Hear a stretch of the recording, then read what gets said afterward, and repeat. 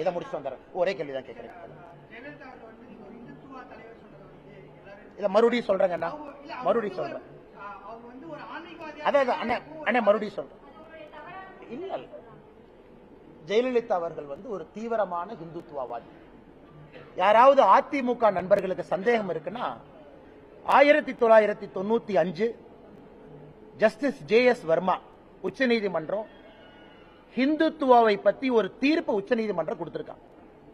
அந்த தீர்ப்புக்கு பிறகு அந்த தீர்ப்பை இன்னும் யாரும் ஆராயல. Last standing verdict on Hindutva 1995.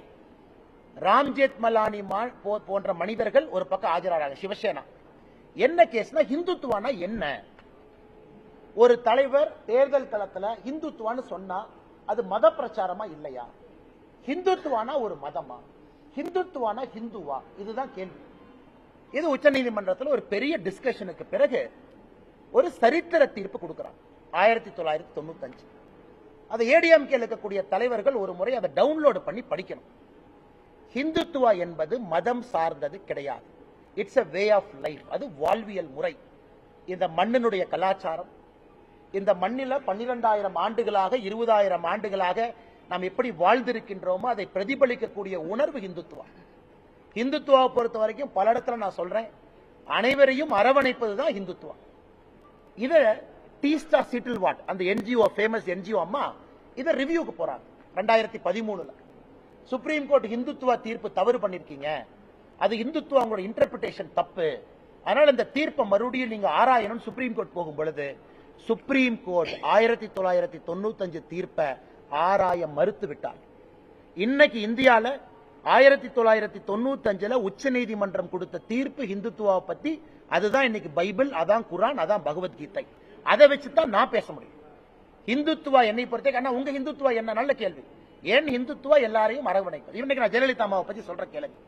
1984 செல்வி ஜெயலலிதா அவர்கள் ராஜ்யசபா எம்பியா டெல்லியில் இருக்கிறாங்க. அப்ப பாராளுமன்றத்தில் ஜெயலலிதா அம்மா பேசுறாங்க. ஜூலை 26, 1984. நான் பிறந்த மாதம் ஒரு மாசம் கழிச்சு. அப்ப நான் ஒரு மாசம் குழந்தை. இப்ப ஜெயலலிதா அம்மா பேசுறத நான் அப்படியே படிக்கிறேன் ஆங்கிலத்தில். Finally, I now pose 2 questions to the Honorable Minister for Home Affairs. Will the center consider placing Jammu and Kashmir under governor rule? Why delay Jammu and Kashmir being integrated with the rest of the Indian Union? Why not bring it under the purview of the Constitution of India in conformity with all other states of Indian Union? அதாவது 1984 July 26 article 370 எடுக்கப்பட வேண்டும் என்று பாராளுமன்றத்திலே பேசிய ஒரு தலைவர் செல்வி ஜெயலலிதா. இன்னைக்கு அனைத்து இந்திய அண்ணா திராவிட முன்னேற்ற கழகம் அவங்க ஸ்டாண்ட கேளுங்க. 370 பத்தி உங்க ஸ்டாண்ட் என்ன? ராமர் கோவில பத்தி அம்மா ஜெயலலிதா அவர்கள் national integration council meeting November 23, 1992 பேசுறாங்க. என்ன சொல்றாங்கன்னா, கரசேவை என்பது தவறான வார்த்தை கிடையாது, அது சரிங்கிறாங்க.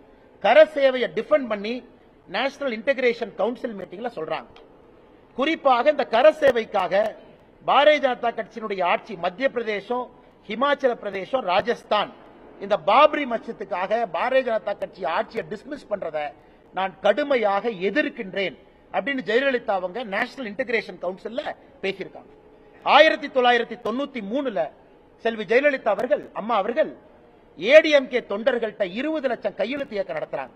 ராமர் கோவில் கட்ட வேண்டும் என்பதற்காக அதிமுகவினுடைய தொண்டர்கள் கையெழுத்து இயக்கம் நடத்த வேண்டுங்கிறாங்க. அதனுடைய நிறைவு விழா சென்னையில் நேஷனல் அவேக்கனிங் மீட்டிங்க்கு எல்கே அத்வானி பங்கேற்கிறாங்க. 2003 பத்திரிகையாளர் ஒரு கேள்விக்கு பதில் சொல்றாங்க, ராமர் கோவில் இந்தியால கட்டலினா பாகிஸ்தான்ல கட்டுவோம். ஆனா இன்னைக்கு அந்த கட்சியினுடைய தலைவர்கள் என்ன சொல்றாங்க, முட்டி வலி அதனால ராமர் கோவிலுக்கு போக மாட்டேன், இடுப்பு வலி அதனால போக மாட்டேன். அதனால இதெல்லாம் கம்பேரிசன் பண்ணி சொல்றேன். அடுத்தது uniform civil code 2003 uniform civil கோடுக்கு அம்மா ஜெயலலிதா அவங்க சொல்றாங்க, it is very much necessary for a multi religious country like India rendering equality to all. பொது சிவில் சட்டம் என்பது வேண்டும் என்கிறாங்க. இன்னைக்கு 2023 ஜூலைல அனைத்து இந்திய அண்ணா திராவிட முன்னேற்ற கழகம் அதை எதிர்க்கிறாங்க. நான் கம்பேர் பண்ணேன். ராமசேத்துவை பத்தி மார்ச் 2012 ஜெயலலிதா அவர்கள் மத்திய அரசு கிட்ட சொல்றாங்க, இந்த ராமர் பாலத்தை ஒரு நேஷனல் மானுமெண்டா நீங்க அறிவிங்கிறாங்க. அதுக்கப்புறம் சுப்ரீம் கோர்ட்ல ரிட் பெட்டிஷன் 2007 ஜெயலலிதா அம்மா ஃபைல் பண்றாங்க. அதுல Tuticorin port trust, union of India, ministry of culture Ramar சேதுவை நேஷனல் மானுமெண்ட் பாரம்பரிய சின்னமா அறிவிங்கிறாங்க. ஆனா இன்னைக்கு அசம்பிளில ஏடிஎம்கே அபிஷியல் ஸ்டாண்ட் என்ன?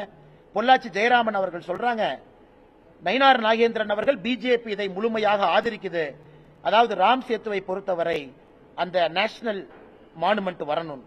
ஜெயராமன் அவங்க சொல்றாங்க, இந்த ப்ராஜெக்ட் நாங்க ஸ்டடி பண்ணுவோம், ஸ்டடி பண்ணிட்டு அதனுடைய சாதக பாதகத்தை பார்த்து அதன் பிறகு முடிவெடுப்போம் அப்படி. அதாவது அம்மையார் ஜெயலலிதா அவருடைய கொள்கையிலிருந்து நான் இன்னும் ஆன்டி கன்வர்ஷன் லாக்குள்ள போக விரும்பல. ஜெயலலிதா அம்மா 1991 வேத பாடசாலை தமிழ்நாட்டில் உருவாக்குனாங்க. அதுக்குள்ள நான் போக விரும்பலீங்க. அதனால யாராவது ஏடிஎம்கே நண்பர் இதை அப்போஸ் பண்றாங்கன்னா விவாதத்திற்கு பாரதிய ஜனதா கட்சி தயாராக இருக்கிறது. ஒரு எஸ்டிபிஐயோட நாங்க கூட்டணி வச்சிட்டோம் அப்படிங்கிற ஒரே ஒரு காரணத்திற்காக மாத்தி பேச வேண்டிய அவசியம் அனைத்து இந்திய அண்ணா திராவிட முன்னேற்ற கழகத்தில் இருக்குமே தவிர எங்களுக்கு இல்லை. 1993 RSS அலுவலகம் இதே சென்னையில பயங்கரவாதிகளால் குண்டு வெடித்து தகர்க்கப்பட்ட பொழுது அதை ஜெயலலிதா அம்மையார் அவர்கள் RSS அலுவலகத்தை முழுமையாக கட்டி கொடுப்பதாக சொன்னார்கள். தமிழகத்தினுடைய RSS அதை மறுத்தது. நாங்களே மக்கள்கிட்ட பணம் வாங்கி கட்டிக்கிறோம், அரசு பணத்திலே எங்களுக்கு கட்டி கொடுக்காதீங்க. அரசு பணத்திலே ஒரு RSS அலுவலகத்தை கட்டி கொடுப்பேன், குறிப்பாக பயங்கரவாத தாக்குதலுக்கு பிறகு ஜெயலலிதா அம்மா சொன்னாங்க. இப்ப நீங்க சொல்லுங்க, நான் ஜெயலலிதா அவர்கள் இந்துத்துவவாதி என்று சொல்வதிலே என்ன தவறு?